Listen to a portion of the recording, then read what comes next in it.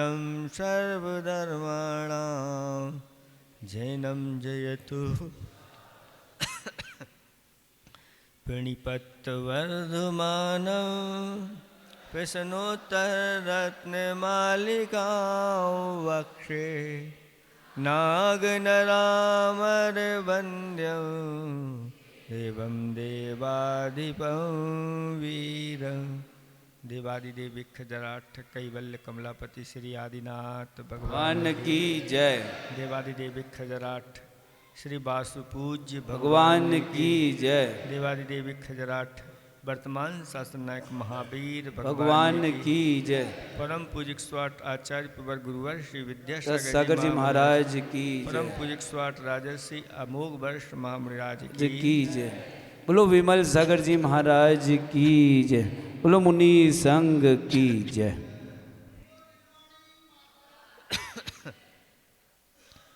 पाठ करेंगे। का खलु नालंकृते दिष्टादिष्टार्थ साधन पटियान कंठस्थितया विमला प्रश्नोत्तर रत्नमालिकया भगवन की मुपादेयं गुरुवचनं हेयमपि च किमकार्यं को गुरुरधिगत तत्त्व पिताभ्युद्यता सततं त्वरितं किं कर्तव्यं विदुषा संसार संतते छेदा किं मोक्षतरोर्बीजं सम्यक् ज्ञानं क्रियासहितं किं पथ्यदनं धर्मः का शुचिरेः यस्य मानसं शुद्धं तो विवेकी किं विस्मोधीरिता गुरुवा। धर्म स्नेही भवात्माओं,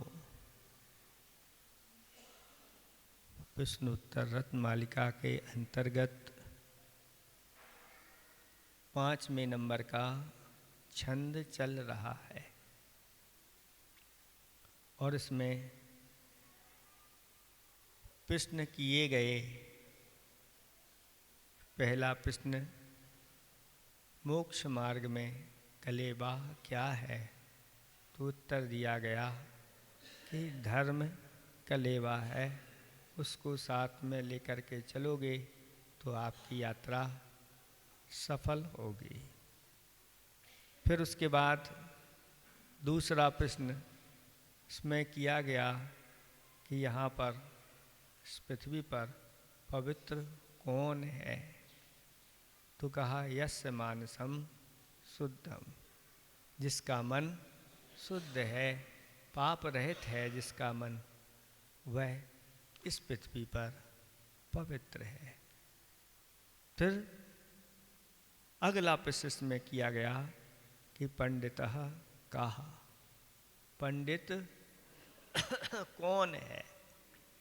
तो उत्तर दिया गया कि जो विवेकी है वह पंडित है। पढ़ा लिखा नहीं है, फिर भी अपनी क्रियाओं को विवेक के साथ कर तो भी उसको यहाँ पर पंडित संज्ञा है। और पढ़ा लिखा होते हुए भी और अपनी क्रियाओं को विवेक पूर्वक नहीं करता तो वह कौन हो गया? अपंडित, अपंडित हो गया। इसलिए अपने जीवन में इस विवेक को जागृत करके रखना चाहिए। हंस को विवेकी कहते हैं कि हंस के पास विवेक होता है। कौन सा विवेक होता है?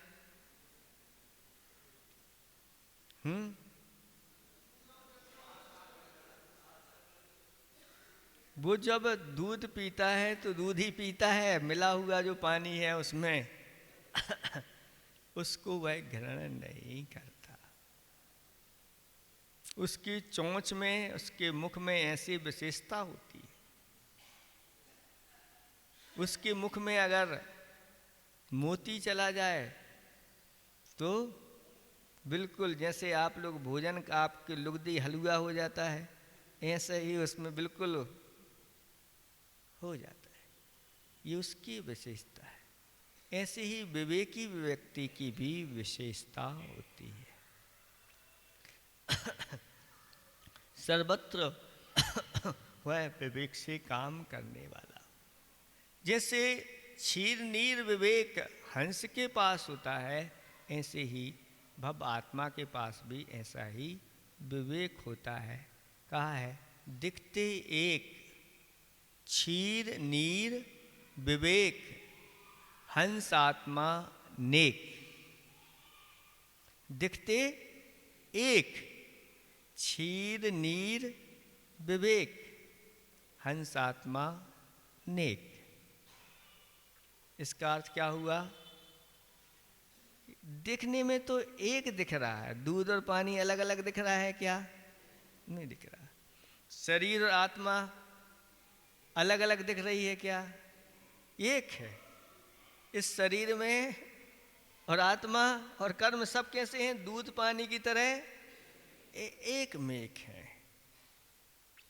ये सब एक मेक होते हुए भी जो सम्यक दृष्टि अंतरात्मा होते हैं, उनके पास इसका विवेक होता है। भले एक दिख रहे हो, लेकिन उसकी दृष्टि में देखने में एक है, लेकिन आत्मा का स्वभाव भिन्न है और शरीर का स्वभाव भिन्न है।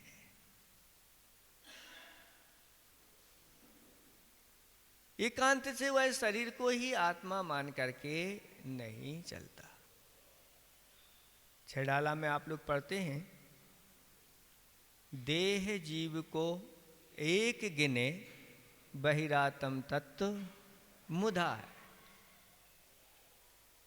आत्म बहिरात्मा ऐसा अज्ञानी प्राणी इस जीव को और शरीर को अलग नहीं मानता, एक ही मान करके चलता है। ये शरीर है और यह आत्मा कोई अलग अलग नहीं, एक ही है। और ये मृत्यु हो जाती है तो आत्मा की भी मृत्यु हो गई, बस अब कुछ नहीं बचा, ये पड़ा हुआ है। लेकिन सम्यक दृष्टि वह जानता है ये शरीर पड़ा हुआ है, आत्मा इसमें से निकल गई। हंसा उड़ गया, जो भीतर बैठा हुआ था वह चला गया। इस प्रकार का विवेक जिसके अंदर हो जाता है वह पंडित है, ऐसा कहा गया है। इसलिए अपने अंदर भी, शरीर के अंदर भी यह आत्मा शक्ति रूप में अभी विद्यमान है। अगर हम चाहें तो शरीर से और इन कर्मों से आत्मा को पृथक भी कर सकते हैं। कब करेंगे? तो कहते हैं जब उसके लिए सुक्षेत्र, सुद्रव्य, सुकाल और सुभाव मिल जाते हैं और इस प्रकार का यह पुरुषार्थ करता है तो उसके लिए उसकी प्राप्ति हो जाती है। ऐसा जानना चाहिए। और भी कहा है कि देखो विवेकी व्यक्ति है, उसकी पहचान कैसे करना? हमें आत्मा का बहुमान है या शरीर का?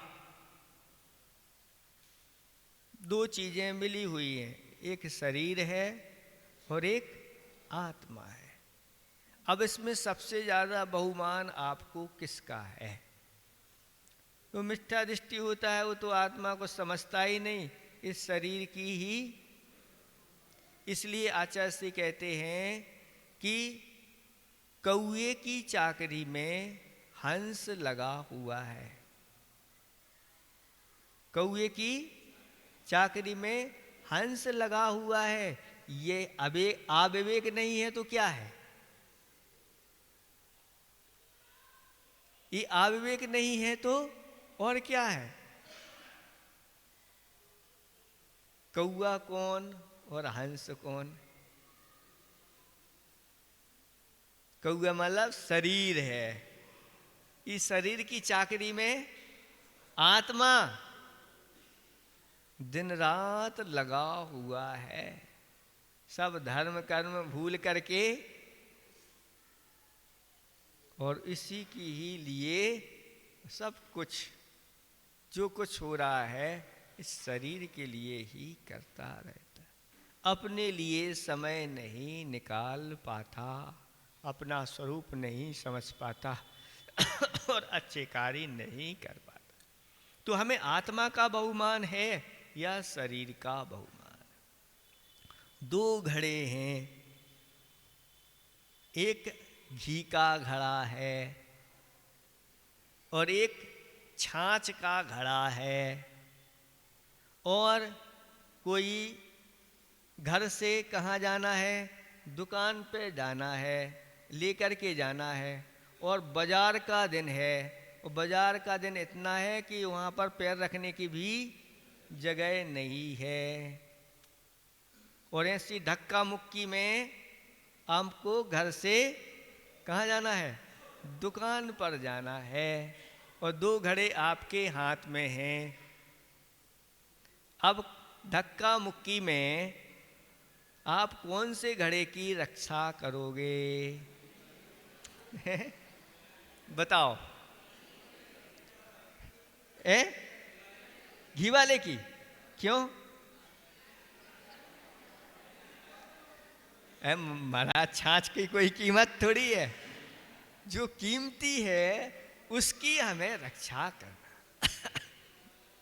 बस विवेकी जो पंडित होता है वह कहता है इस शरीर के अंदर आत्मा है और उस आत्मा के अंदर इस धर्म है, और धर्माय तनु विमोचन। जब ऐसा समय आता है और अब निर्णय लेना है, या तो धर्म छोड़ो या शरीर को छोड़ो, तब वह सम्यक दृष्टि निर्णय लेता, धर्माय तनु विमोचनम।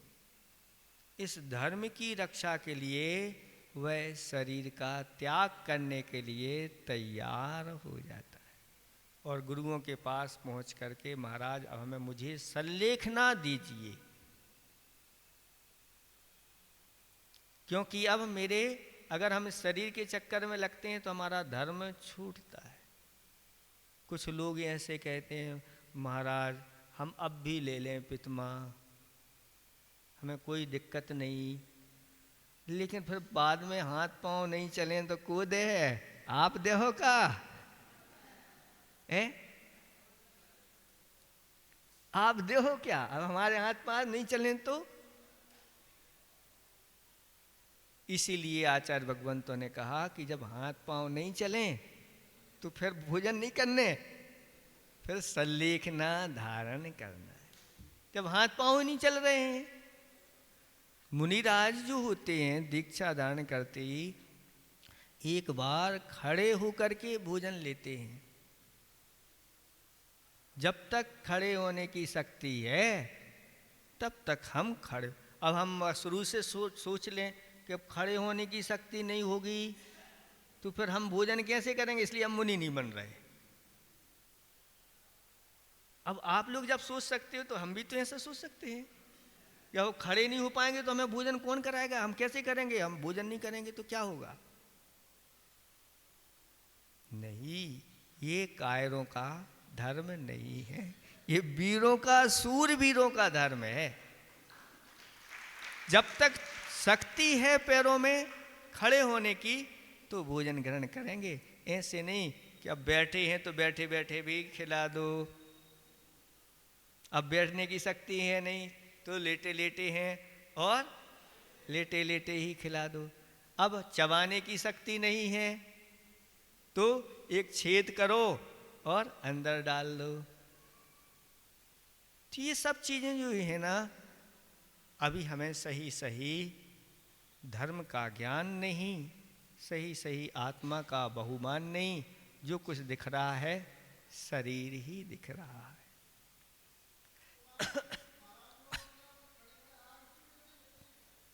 इसीलिए संकल्प है उनका। अगर शक्ति है तो नहीं तो नहीं, बस फिर त्याग करते हैं। जब तक अगर खड़े हो गए, 2 अंजलि जल लिया, अब शक्ति नहीं खड़े की, बैठ जाओ, जितनी शक्ति है उतना ले लो। और अंत में जाकर के वह शक्ति भी क्या हो जाती है, शक्ति भी उनकी क्षीण हो जाती है। अब खड़े नहीं हो सकते, अब अंजलि नहीं बन रही है। आज से चारों प्रकार के अन्न जल का त्याग क्रम क्रम से इस प्रकार से कर देते हैं और चला जाता है। ये सारी व्यवस्था इस प्रकार की चलती है। तो यहाँ पर कहा जा रहा है कि 2 घड़े हैं, एक घी का घड़ा है और एक छाछ का घड़ा है। आप घी के घड़े की तो बहुत अच्छी सुरक्षा से छाछ का घड़ा फूट जाए तो फूट जाए, लेकिन घी का नहीं। ऐसे ही पंडित विवेकी सम्यक दृष्टि कहता है कि शरीर छूटता है तो छूट जाए, लेकिन आत्मा के अंदर जो धर्म है वह नहीं छूटना चाहिए। अंतिम समय तक मैं इसका पालन करूंगा। तभी तो उसने नियम लिया था। कौन सा नियम लिया? कि मैं कौए का मांस सेवन नहीं करूंगा। लेकिन परीक्षा हो गई कि कौए का मांस खाएगा तो जीवन बचेगा, नहीं तो नहीं। अब निर्णय लेना है। वह कहता है कि नहीं, मुझे जीवन नहीं, मुझे तो अपने जो प्रण लिया है, नियम लिया है, प्राण भी चले जाए तो नहीं। इस प्रकार से जब हो जाता है तो कहते हैं कि बहुत जल्दी समझो ये भव्य प्राणी है जो अपने इस नियम को इस दृढ़ता से, यानी अपने प्राण त्यागने के लिए तैयार है। आज कल मरते तो आज ही चले जाएं, कोई दिक्कत नहीं, लेकिन इस नियम का तो मैं, और उसके लिए भी कुछ इस प्रकार की जब बात बताई उसको प्रेरणा दी, खा लो, वो नहीं तैयार। फिर उससे कहा कि भाई हम रास्ते में आ रहे थे तब कुछ देवियां मिली थी और उन्होंने कहा, क्या कहा कि तुम जो नियम का पालन कर रहे हो, इस नियम का पालन करते हुए अगर मरण को प्राप्त हुए तो हमारा वह देव बनेगा, स्वामी बनेगा। अच्छा, ऐसी बात है, मात्र एक कौए का मांस त्याग का मुझे इतना फल मिलेगा? तो उसने कहा कि आज से मैं सभी प्रकार के मांस का त्याग करता। और जैसे ही उसने सभी प्रकार के मांस का त्याग किया और कुछ व्रत भी उसने सही स्वीकार कर लिए, तो वह इनका देव नहीं बन करके स्वर्ग का देव बन गया। ये हो गया, उत्थान हो गया। तो इस प्रकार से जो दृढ़ता रखता है वह व्यक्ति ही संसार से पार हो पाता है। अब किसका बहुमान हमें ज़्यादा है वो देख सकते हैं। तो पंडित जो विद्वान होता है वह आत्मा का बहुमान हमेशा हमेशा करके चलता है। इसलिए संकल्प नियमों के साथ अपना और अपनी सारी क्रियाएं विवेक के साथ करता है। ऐसे ही ये शरीर है, शरीर छाछ का घड़ा है और आत्मा घी का घड़ा है। अब किसकी आप करते हैं, इसलिए उदाहरण दिए जा रहे हैं। कहीं ऐसा तो नहीं कि हंस की चाकरी कौआ कर रहा हो, कहीं ऐसा तो नहीं कि छाछ को बहुत महत्व दिया जा रहा हो और घी के घड़े को कोई महत्व नहीं दिया जा रहा हो, आदि आदि। इस प्रकार से वह हमें लौकिक धन श्रेष्ठ है या ज्ञान धन? बताओ, अगर ज्ञान धन हमें हमारे लिए श्रेष्ठ है तो हम पंडित हैं क्योंकि हमारे पास विवेक है। लेकिन आज चेतन धन को महत्व नहीं दिया जाता। सुनते हैं कि यहाँ घाटोल में प्रायः पहले सभी के यहाँ गाय बछड़े थे। लेकिन एक गाय बछड़े किसने समाप्त करवा दिए? जो घर में आने वाली नई नई बहुएं हैं, उन्होंने कहा कि हम जिस घर में ये गाय आदि हैं, उस घर में मैं नहीं जाऊंगी। किसने समाप्त करवा दिए? और धीरे धीरे सब समाप्त हो गया, किसी के यहां नहीं। कौन करेगा? इस प्रकार का जो है ना, ये चेतन धन शास्त्रों में लिखा है कि गाय आदि ये चेतन धन है, रुपया पैसा ये जड़ धन है। पहले इनसे ही महत्व लोगों का रहता था कि उनके घर में कितनी गायें हैं, उनके घर में कितने घोड़े हैं, उनके घर में कितने हाथी हैं, आदि आदि। चक्रवर्ती को जब देखो तो करोड़ों की संख्या में तो उनके यहाँ गोकुल थे, करोड़ों की संख्या, करोड़ों की संख्या में घोड़े, लाखों की 84 लाख हाथी। एक हाथी, अब चक्रवर्ती अगर हो गया, कौन चक्रवर्ती? भरत चक्रवर्ती। भरत चक्रवर्ती 500 धनुष के थे, हाथी कितना बड़ा होगा? एक हाथी। और अगर 84 लाख हाथी खड़े हो जाएं, क्या होगा? तो यहां पर ये बताया जा रहा है कि आज लोग जो है ना, उनके अंदर से इस प्रकार की करुणा और परमार्थपना ये सब समाप्त होता चला जा रहा है। और शिकायतें होती है, महाराज कुछ लोग कहते हैं घर में अब जगह ही नहीं है तो कहाँ रखेंगे अब गाय को, गाड़ी कहाँ रखते हो? गाड़ी के लिए तो जगह है, गाड़ी इतनी बड़ी है उसके लिए जगह है, और एक छोटी सी गैया है भैया के लिए उसके लिए कोई जगह नहीं। इनके माध्यम से देखो शास्त्रों में वर्णन आया है कि जिस जैन के यहाँ अगर कोई गाय आदि होती हैं और घर में है तो वह भी जैन गाय बन जाती है, सम्यक दर्शन प्राप्त कर लेती है, वह भी अणुव्रतों को अंगीकार कर लेती है, और गाय बहुत सयानी होती है, सरल होती है, और उसके अंदर धर्म होता है। अंत समय अभी उदाहरण दिया था, ये गाय ने ब्रह्मचर्य व्रत धारण कर लिया, मर गई लेकिन उसने अपना ब्रह्मचर्य व्रत नहीं छोड़ा। ऐसे ही जैनों के यहाँ रहने वाली जो गायें आदि होती, वह भी घर का सदस्य। शास्त्रों में लिखा कि जैसे अपने वृद्ध माता पिता की सेवा करते हैं, ऐसे ही अपने घर में रहने वाले जो पशु होते हैं उनको भी ऐसे ही उनकी सेवा करना। क्यों? क्योंकि उनके माध्यम से आपका धर्म पालन होगा। उनके माध्यम से हमारा धर्म कैसे पालन होगा? तो कहते हैं कि गाय से गोरस प्राप्त होता है। क्या प्राप्त होता है? गोरस। और इस पृथ्वी लोक पर अगर कोई खाने पीने की चीज में अमृत है, अमृत खाने को मिलता है, कौन सी दुकान पे अमृत मिलता है? तो कहते हैं गोरस ही अमृत है। और वह अमृत अगर आपको प्राप्त हो रहा है तो फिर आपका सब कुछ अच्छा चलेगा। यानी शुद्ध घी, दूध और दही अगर आपको खाने पीने के लिए मिल रहा है मर्यादा का, तो आपका धर्म पालन हो रहा है। गाय आपके धर्म पालन करने में निमित्त बन रही है। महाराज गाय से भी धर्म, हाँ होता है।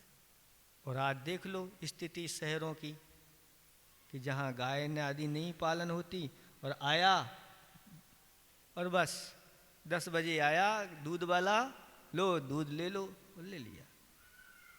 अब वो उसमें किस प्रकार की शुद्धता है, किस प्रकार की मर्यादा है। अंतर्मुहूर्त बाद उसमें त्रस्त जीवों की उत्पत्ति हो जाती है, तो उसके माध्यम से धर्म का पालन होगा? नहीं होगा। और अतिथि सत्कार अगर होता है किसी से, तो कहते हैं गोरस से सबसे अच्छा अतिथि सत्कार होता है, क्योंकि गाय का घी, दूध आदि होते हैं, इनके माध्यम से तो सारी वस्तुएं तैयार होती हैं, श्रेष्ठ वस्तुएं, और बुद्धि अच्छी चलती है, शरीर भी स्वस्थ रहता है, और दिन भर उनके आवश्यक कार्य, तो श्रावक धर्म भी पालन होता है और श्रमण धर्म भी पालन होता है। लेकिन ये सर्व धर्म धीरे धीरे चला जा रहा है। आपको तो बस पैक होकर के वस्तु आ जाए, खोलो और यूजन करो, खाओ पियो, मुँह पोंछो, चलो। अब उसके माध्यम से धर्म का पालन हुआ कि नहीं हुआ, पाप का संचय कितना होता है, ये विवेक जिनके अंदर नहीं रहता वो अविवेकी कहलाते हैं, और पंडित की कोटि में उनका नाम नहीं आता। इसलिए इसकी सुरक्षा आप लोगों को रखना है। तो यहाँ पर कहा जा रहा है कि आप लौकिक धन के लिए तो बहुत कुछ महत्व देते हैं, लेकिन ज्ञान धन को महत्व देना बहुत जरूरी है। और ये ज्ञान धन कहाँ मिलेगा? तो जिनवाणी की आराधना सेवा करने से, गुरुओं के पास आकर के उसका पान करने से ये सब चीज़ें मिलती चली जाती। फिर इंद्रिय सुख का बहुमान है कि अतीन्द्रिय सुख का बहुमान है? कौन पंडित यहाँ पर बताया जा रहा है? जिसको इंद्रिय सुख का बहुमान है वह पंडित नहीं, जिसको अतीन्द्रिय सुख का बहुमान है वो पंडित है। यानी इंद्रिय सुख तो हमारे लिए कैसा है, ये दुख देने वाला है, आगे कर्म बंध के लिए कारण बनता है, लेकिन अतीन्द्रिय सुख हमारा वास्तविक सुख है। इंद्रिय सुख सुखाभास है, सुख जैसा लगता है, बाद में वह दुख के गर्त में पहुंचा देता है। लेकिन अतीन्द्रिय सुख कैसा है? तो कहते हैं इंद्रियों को आप बंद कर दो, और इंद्रियों को बंद करके थोड़े जो अतीन्द्रिय सुख को प्राप्त हुए हैं उनका चिंतन कर लो। सिद्धों का चिंतन कर लो, अरिहंतों का चिंतन कर लो, और शुद्धोपयोग में जो लीन आचार्य उपाध्याय साधु हैं उनका चिंतन कर लो। कैसे वह अतीन्द्रिय सुख में ले लो, बस वैसे ही अतीन्द्रिय सुख हमारे अंदर भी भरा हुआ है। आंखें सब बंद करके, हाथ पर हाथ रख करके थोड़े से अपने उस आत्म स्वरूप की ओर चले जाओ। सिद्धों का ध्यान करते करते, सोहम करते करते अहम की ओर चले जाओ, तो यह आनंद की प्राप्ति होती है। ये तभी हो सकता है जब हम आंखें बंद करके, सब इंद्रियों को बंद करके, इंद्रियों के विषय को ना ग्रहण करते हुए अपने अतीन्द्रिय सुख आत्मा की ओर। तो इनमें अतीन्द्रिय सुख का बहुमान उसको होता है कब मुझे वह अतीन्द्रिय सुख की प्राप्ति हो। तो ज़्यादा इंद्रियों की सामग्री वह जुटाता नहीं, धीरे धीरे कम करता चला जाता है, और आगे की यात्रा उसकी बढ़ती है। इष्ट क्या है? यह उसके पास विवेक होता है। इष्ट क्या है? तो कहते हैं आत्मिक जो सुख है, जो अतीन्द्रिय सुख है, यथार्थ सुख है, वह हमारे लिए इष्ट है। अनिष्ट क्या है? तो कहते हैं ये दुख है, आकुलताएं हैं, ये सब अनिष्ट हैं। इस प्रकार से हम ज्ञानादि के स्वामी थे, हैं और रहेंगे। ये हमारा ज्ञान कोई छीन नहीं सकता। पहले भी थे, वर्तमान में भी हैं, और आगे भी रहेंगे। हमारी धरोहर क्या है? हमारी वास्तविक धरोहर क्या है? जो पंडित होते हैं किसको अपनी वास्तविक धरोहर मानते हैं? बताओ। जो सिद्धों के पास है, सिद्धों के पास क्या है? अपनी निजी धरोहर है उनके पास, अनंत गुणों के वह स्वामी हैं, अनंत खजाना उनके पास है। वो खजाना हमारे अंदर भी है, लेकिन उस खजाने के ऊपर किसने? कर्मों ने अपना कब्जा कर लिया है। वही खजाना जो अंदर है वही मेरा है, बाकी जिसको हम सब मान करके चल रहे हैं ये हमारा नहीं है।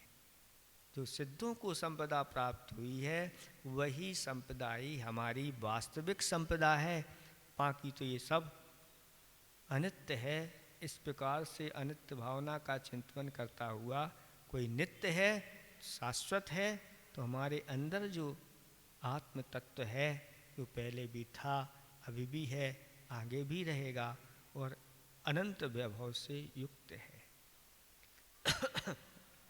इस प्रकार से यह विवेकी व्यक्ति चिंतन आदि के साथ अपने कार्य को करता है और वह चलता। तो विवेकी कौन हो गया? पंडित कौन हो गया? विवेकी। एक और प्रश्न बहुत अच्छा आ रहा है, इसको भी करके पूर्ण करते हैं। किम विषम? विषम किम? विष क्या है? तो ये आप लोग विष, यहाँ से कोई विष की जो मिलती है बाजार में, वो विष की बात नहीं चल रही है। यहाँ पर विष कहा जा रहा है अवधीरता गुरबहा। अवधीरता का अर्थ होता है तिरस्कार, तिरस्कृतः गुरबहा, यानी गुरुओं का तिरस्कार, ये विष है। यानी जो गुरुओं का तिरस्कार करता है उसका पूरा जीवन विष हो जाता, मतलब जीवन ही विष हो जाता है। और ये जीवन नहीं, एक जीवन नहीं, कई जीवन उसके विषैले हो जाते, जिन्होंने गुरुओं का तिरस्कार किया। दुर्गंधा की कथा आती है। वह पूर्व में वह कोई राजा या सेठ की पत्नी थी। उस समय दोनों कहीं वन में जल कीड़ा के लिए जाने के लिए तैयार थे। इतने में कोई एक मुनिराज आ गए। तब उसने अपनी पत्नी से कहा कि तुम अभी यहाँ पर मुनिराज आए हैं, इनको अच्छी तरह से आहार कराओ और मैं जा रहा हूँ। अब पति की आज्ञा को वह टाल नहीं पाई, लेकिन मन में तो उसके रहा कि ये महाराज एंड मौके पे आ गए। हम तो निकल रहे थे अच्छे घूमने के लिए, जल कीड़ा आदि के लिए, महाराज आ गए तो हमारा ये काम रुक गया। ऐसे लोग होते हैं, कई लोग, ये महाराज अच्छे आ गए चतुर्मास में। अब और कोई काम नहीं लेना इन लोगों के लिए, बस महाराज जी के पास पहुंचेंगे, सुबह से लेकर के शाम तक बस यही लगा रहेगा, और क्या होगा। उसके अंदर भी ऐसे ही भाव आ गए और उसने कड़वी तुमड़ी जो घोड़े आदि के लिए किसी रोग को दूर करने के लिए तैयार करके रखी हुई थी, और उन मुनिराज को वह खिला दी। मुनिराज ने जैसे ही कड़वी तुमड़ी ली, पूरा का पूरा जहर उनके शरीर में फैल गया। मुनिराज ने समता के साथ मरण किया। वो मरण करके स्वर्ग में जाकर के रिद्धि संपन्न देव बन गए।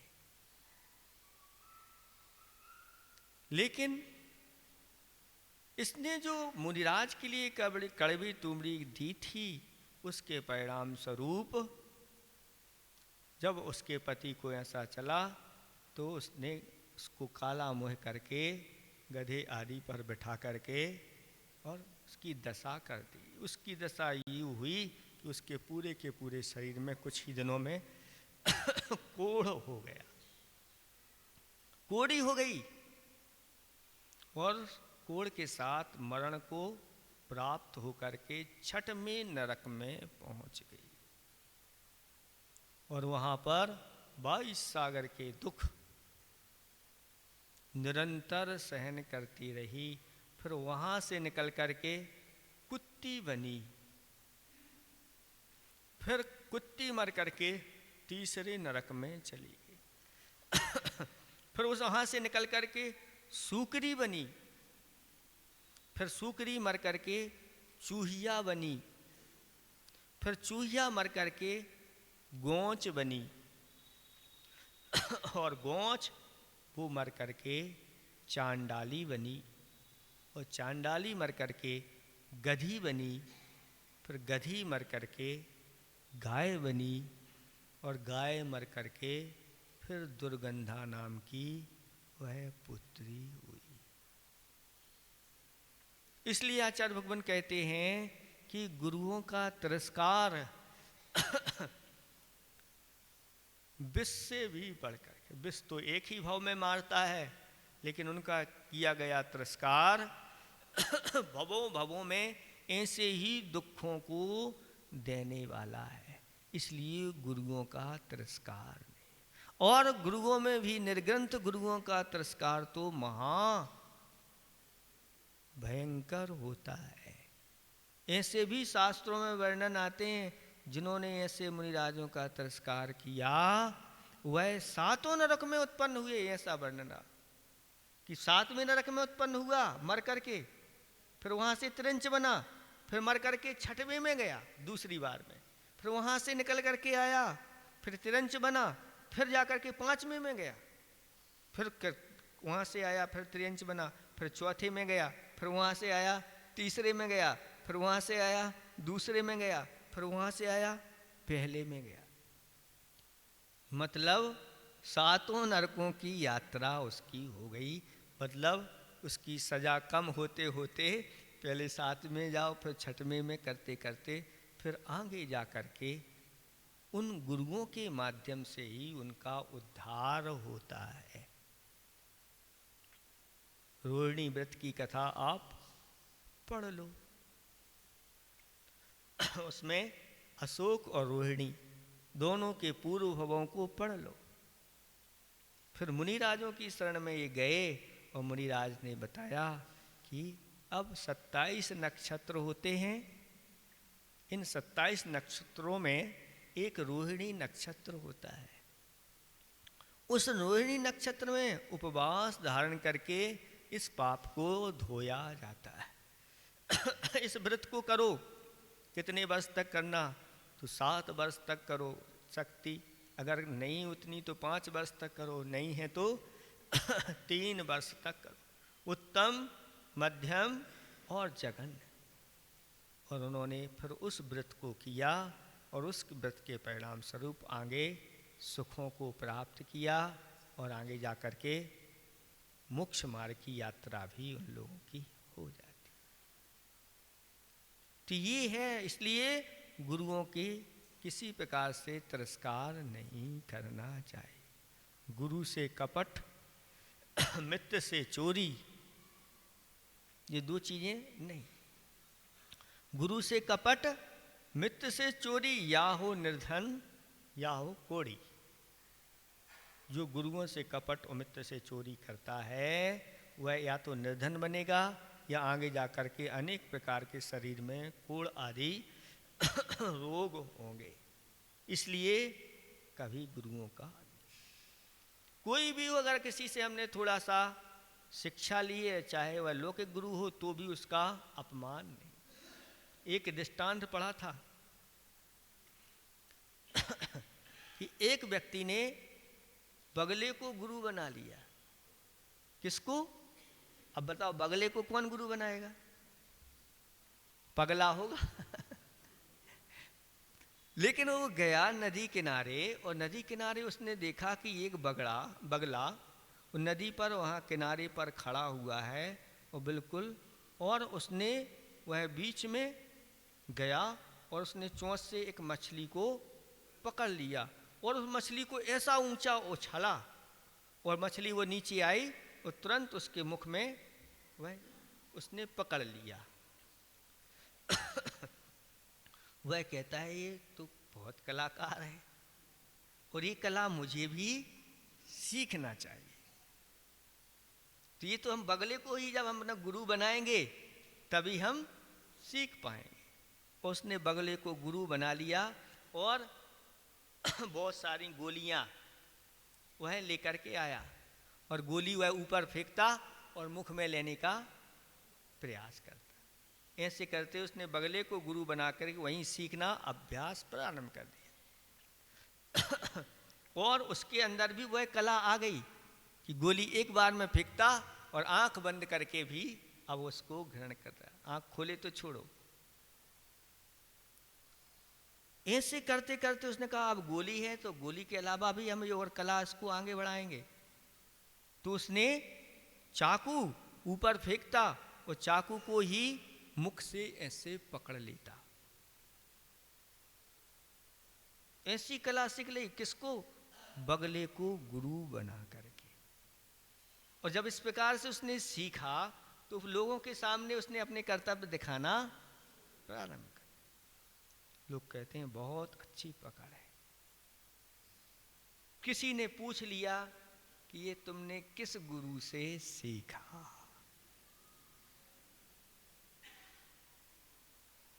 अब कौन से कैसे कह दें कि बगला मेरा गुरु है? तो उसने कह दिया कि नहीं ये तो मैंने स्वयं सीखा है। तो उसने व्यक्ति चतुर था वो व्यक्ति, उसने कहा ठीक है तुमने सीखा है तो एक बार फिर से करके दिखाओ। और उसने ऊपर चाकू फेंका और जैसे ही ग्रहण किया तो उसका मुख छित्ता हुआ चला गया और चूक गया, मुख कट गया। क्यों? अब गुरु के प्रति ऐसा भाव आ गया था, तुरंत फल मिल गया। इसलिए कहा कि गुरु हमारे उपकारी। जब लौकिक गुरु की ये बात है तो फिर पारलौकिक गुरु की तो कहना ही क्या। उपकारी के उपकार को भूलने वाला पापी होता है, पर जो उपकारी का भी अपकार करने लग जाए तो कहते हैं वो तो फिर महा पापी की श्रेणी में आ जाता। इसलिए उपकारी का कभी अपकार नहीं करना चाहिए। और इन श्रमणों की हमेशा हमेशा आदर सत्कार और विनय, क्योंकि ये जो होते हैं ये बहुत मांगलिक होते हैं। ऐसा लिखा है सगुन शास्त्रों में कि अगर हम प्रस्थान करते हैं या प्रवेश करते हैं, यहाँ से अपने घर से या नगर से प्रस्थान करते हैं या नगर या घर में प्रवेश करते हैं, उस समय अगर ये वस्तुएं दिख जाएं तो कहते हैं सब सिद्धि कारक होती हैं। उसमें एक श्लोक आता है, सिमड़स तुर्गो राजा, सिमड़स तुर्गो राजा मयूरः कुंजरो विशाह प्रस्थाने वा प्रवेशे वा, प्रस्थाने वा प्रवेशे वा सर्वे सिद्धि करा स्मृता। कौन? श्रमण यानी ये दिगंबर संत, तुर्गो यानी घोड़ा अश्व, राजा मयूर, कुंजरो हाथी, वृषा यानी वृषभ, अगर ये घर से निकलते समय या नगर से निकलते समय या नगर में आते समय या घर में प्रवेश करते समय अगर ये चीज़ें दिखाई दे जाएं, इनके दर्शन हो जाएं, तो कहते हैं सर्वे सिद्धि करा, सभी कार्यों की सिद्धि होती है। जब इस प्रकार से इनको मांगलिक कहा है, और इन मांगलिक चीजों का भी अगर तिरस्कार हम करने लगे तो फिर क्या होगा? अपना जीवन भी तिरस्कृत होगा, और ऐसा तिरस्कृत होगा कि ऐसे बार बार नरकों में जाकर के, ऐसी निंद पर्यायों में जाकर के बार बार जन्म मरण के दुख उठाने पड़ते हैं। इसलिए यहां पर इसको विष कह दिया। गुरुओं का तिरस्कार करना सबसे बड़ा विष है।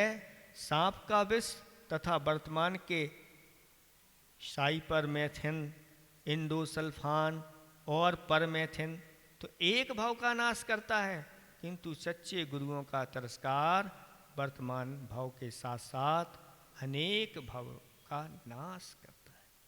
इसलिए गुरुओं का तिरस्कार करने वाले आगे जाकर के कोई कोढ़ी बनते हैं, कोई मूक बनते हैं, कोई अपंग बनते हैं, कोई अंधे बनते हैं, कोई दुर्गंध से युक्त होते हैं, और कोई नरकों की यात्रा करते रहते हैं। इसलिए इनका अपकार नहीं करना चाहिए, और कोई अपने द्वारा ऐसे कार्य नहीं करना चाहिए कि गुरु महाराज हमसे रूठ जाएं। कबीरा वे नर अंध हैं गुरु को कहते, और हरि रूठे गुरु ठौर है। गुरु रूठे नहीं ठौर। अगर गुरु रूठ गए तो फिर कोई, अगर भगवान रूठ गए तो फिर गुरु की शरण में तो चले जाएंगे, लेकिन अगर गुरु रूठ गए तो फिर कहीं शरण नहीं मिलती। इसलिए गुरुओं का अच्छी तरह से विनय आदर सत्कार करना चाहिए। उनके विनय आदर सत्कार, उनका बहुमान हमारे जीवन में अमृत बन करके आता है, और हमारा जीवन भी अमृतमय हो जाता है, और अगले भाव भी हमारे बहुत अच्छे बनते हैं, नहीं तो नहीं बन पाते। इसलिए गुरु का तिरस्कार नहीं। शिष्य कितना भी बड़ा हो जाए, शिष्य के पास कितनी भी योग्यता आ जाए, लेकिन कभी गुरु से बड़ा नहीं। गुरु तो गुरु ही हुआ करते हैं, क्योंकि जो कुछ है आज हम उन्हीं की वजह से हैं। गुरु की वजह से ही हम यहाँ तक पहुँचे हैं। अगर वो कृपा नहीं करते, उनका हाथ अगर नहीं रखा जाता, तो आज हम यहाँ नहीं होते। इसलिए गुरु की महिमा वर्णी न जाए, गुरु नाम जपो बस, मन वचन काय से गुरु का नाम जपना चाहिए। इस तरह से ये पूरा आपका यह छंद आज हो गया, जिसमें 4 प्रश्न और 4 उत्तर दिए गए हैं। अब इसको हम थोड़ा सा ज्ञानोदय छंद यानी हिंदी छंद में पढ़ते हैं। आप लोग ध्यान से सुनेंगे पूरे श्लोक का ये पद्यानुवाद है। पथ लंबा है बहुत मोक्ष का, करें कलेबा क्या सुचि वह, धर्म कलेबा करते जाओ, मन पवित्र जिसका सुचि वह। कौन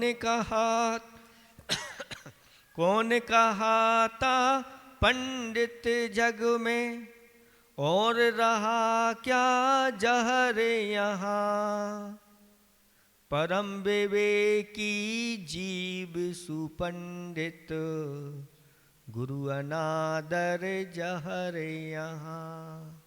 इस तरह से 4 प्रश्न और 4 इनके उत्तर पूर्ण हुए। अब आगे के श्लोक की यात्रा कल होगी। आज इतना ही इसको रखो।